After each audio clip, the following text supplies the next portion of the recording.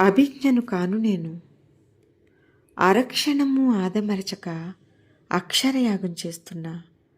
అనుక్షణము అన్వేషిస్తూ అచ్చమైన తెలుగును ఔపోసన పడుతున్నా. అభిజ్ఞను కాను నేను, అతి సాధారణాతివను. హృదయం చవి చూసిన అనుభూతులను అక్షరీకరిస్తున్నా. ప్రకృతిలో ప్రతి సౌందర్యాన్ని పదాలతో పదిలంగా విస్తున్నా.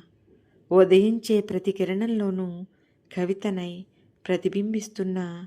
సమాజానికి నవ ఉషస్సునివ్వాలని ఆకాంక్షిస్తూ నాలో మెదిలిన ప్రతి భావాన్ని ప్రతిగా ప్రతిబింబిస్తున్నా.